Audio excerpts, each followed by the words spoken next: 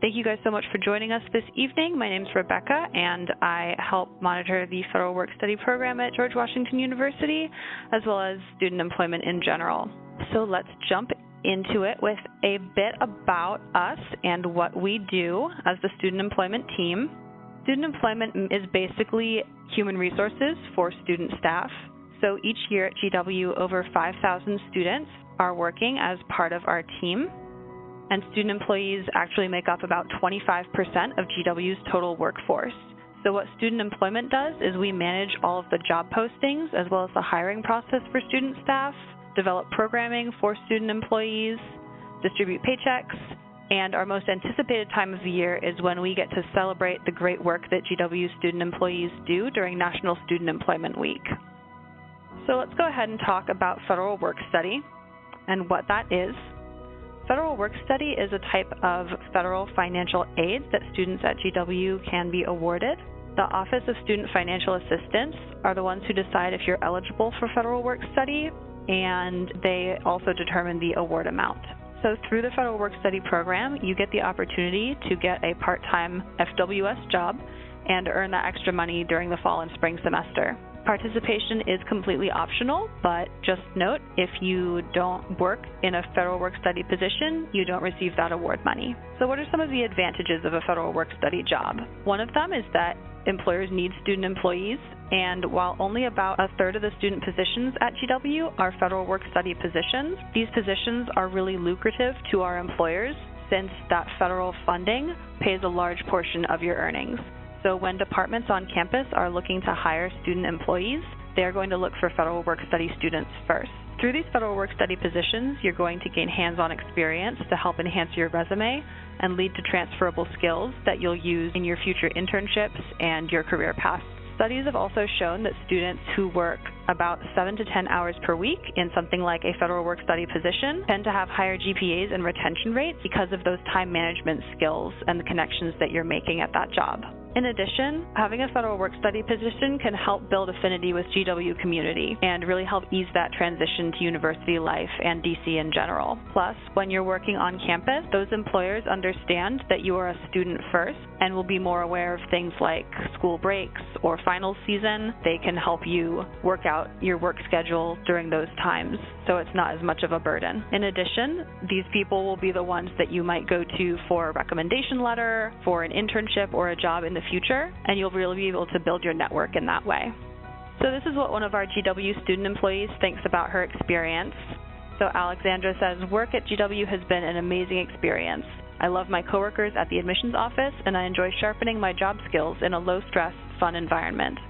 The ability to earn money while gaining experience in a work environment and talking to potential students is unbeatable."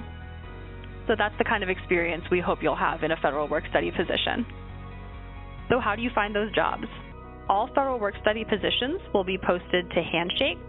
And this is the unique thing about GW, is that we do not place you in a Federal Work Study position. You're actually able to apply for any position you'd like and find the ones that best suit you and your interests. You should have received access to Handshake, any new students, on July 6th. And this will be your go-to place for all things student employment and all things job-related.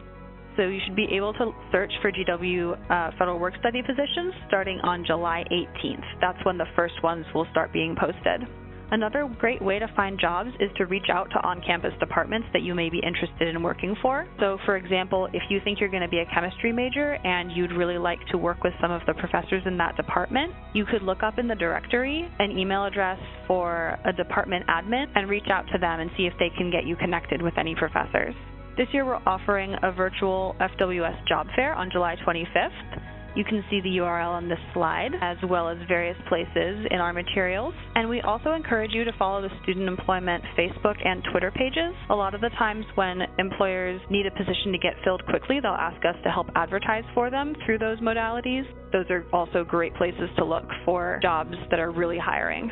When you're applying for those positions, these are just some of our top tips to keep in mind. It'll be important to follow the employer's application instructions carefully and provide all of the documents they ask for. This will usually be some basic things like a resume and maybe a cover letter, as well as maybe your schedule if they're trying to get a lot of students slotted into their shifts.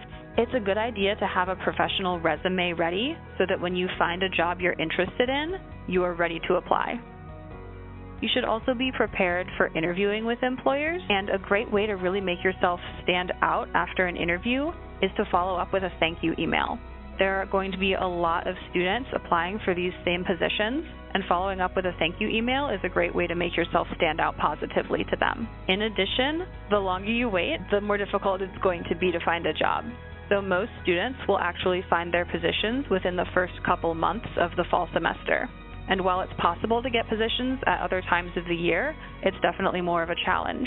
So if you're really excited about getting a federal work-study position, we encourage you to apply as soon as possible. So where can you work?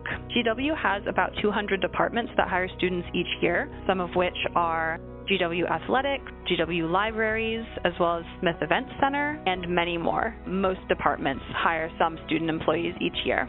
GW also has a unique opportunity in our off-campus federal work-study program. So what we do is partner with about 40 nonprofits and government agencies in the DC area, and these organizations will offer federal work-study jobs to students while the student is still earning their federal work-study award through GW. So it's something more akin to an internship where you're working for an outside organization, but you're still able to do that through GW and earn that federal work-study award. So some of these off-campus sites include the Peace Corps, GW's Medical Faculty Associates, the National Air and Space Museum, and Council for Better Business Bureaus, just to name a few. You can find a complete list of those on our website. And what will these jobs entail? Because of the way that these student employment federal work-study jobs are based off of the needs of our campus, these are going to be very active positions in which you're doing things like administrative tasks, event planning and support, research with professors. You may be running social media site, working in lab, or tutoring out in the community. So those are just some examples of things that federal work-study jobs can comprise. You can expect to have a very hands-on and positive experience in these positions. This isn't going to be sitting in a room for a couple hours a week wondering what you're supposed to be doing. Our employers really want you to be engaged and ready to work while you're at work.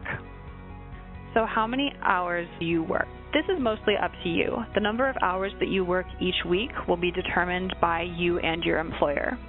We recommend 8 to 10 hours a week. Student employees are not authorized to work more than 24 hours per week during the academic year or 40 hours during breaks.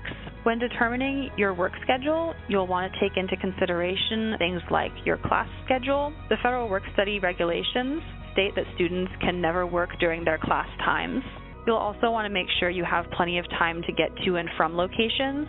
You should also consider your federal work-study award amount. For example, if you have an award of $3,000 and you make DC minimum wage, which is $13.25 per hour, you have a total potential working hours of 226 during the federal work-study program. If the program runs about 30 weeks, to spread out your hours over the course of that program, you would need to work a total of 7.5 hours per week. This becomes important because once those federal work-study funds are used up, you must stop working. Some on-campus departments will be able to hire you as what we call a student wage employee, so that's just a non-federal work-study employee. So if you're concerned about running out of those funds early, you'll want to speak to your employer during the interview process to determine if they would be able to hire you on as a student wage employee if you used up all of your federal work-study award kind of in the middle of the semester. So just some things to keep in mind. In terms of federal work-study earnings, your employer will set your hourly rate, but this will be at least DC minimum wage. So like I just said, DC minimum wage is currently $13.25 per hour. This pay is paid on a biweekly basis, and these earnings will come directly to you. So they don't go directly towards your tuition balance. These are income to you. So if your needs for the semester are food and books, that's what you can use your federal work-study earnings for. We recommend having a conversation with your family about their expectations for that federal work-study award money and how they would like you to use it. So here's where we have to talk about paperwork. To be employed at GW, there are a number of things you must complete once you are offered a position. So for any federal work-study students, you may have one federal work-study position. You are welcome to hold other regular student wage positions, so non-federal work-study positions in addition to that, but just be aware that you will only be able to have one federal work-study position at a time. So to be officially hired into that position, you'll need to complete some things like a background check, an offer letter, and those are things that will come to you during the hiring process. So once you've been selected by an on-campus employer, they will give you an offer letter, which you would sign and return to them. And once they submit that information to our office, you would get that background check if needed. You'll also need to find your employment authorization form. You can access that on GWeb under the financial aid menu. And we do have detailed instructions on this on our website as well. One of the biggest stumbling blocks that students come across is filling out the I-9 employment eligibility verification. This is something that we're required to complete with every employee according to federal law. As part of that process, you'll need to bring in original documentation to our office to prove your identity and work authorization. So, for example, you could bring in a passport, you could bring in a social security card, or you could bring in an original birth certificate along with a photo ID. We do need to see original documents for that process. So if you anticipate getting a job on campus, we recommend that you come to campus with one of those documents. Otherwise, the hiring process will be delayed, either while you get that brought to you from home or mailed or what have you. You'll also be completing federal and local tax forms.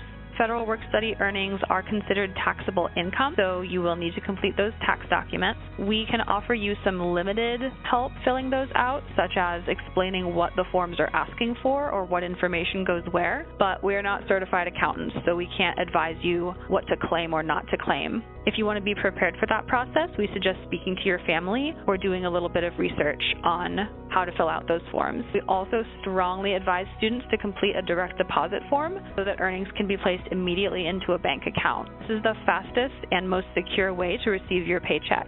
Otherwise, you would have to pick up your check every 2 weeks from the Student Employment Office, and we do not mail checks during breaks, so we really highly recommend direct deposit to make things easier for everyone. This hiring process typically takes about 2 weeks, and you'll receive email notifications during that time from our office about what is required. You are not authorized to start working until you receive a final notification from our office saying that you are. So just be aware, check your email, and make sure that you're following that process in order to make things go smoothly in that regard. So we've gone over a lot of information, and it can be kind of overwhelming, but Student Employment and the Center for Career Services are here to help. We have a ton of online resources to help you prepare your resume and cover letter, as well as practice interviewing skills. If you haven't signed up for the webinar this summer on developing your professional resume, we recommend that you do so soon. This is a great resource and will give you the tools you need to have a successful job search. The Center for Career Services also has career coaches that are available for one-on-one assistance. This can be either in person or virtually. And when you get to campus, we have drop-in hours daily where you can speak to a student career ambassador or career coach to help with any kind of last-minute questions. And the Student Employment team is also here to help you with all of your hiring and during employment, as well as any concerns and questions you may have about anything regarding that process. So we have our contact information up on the screen here.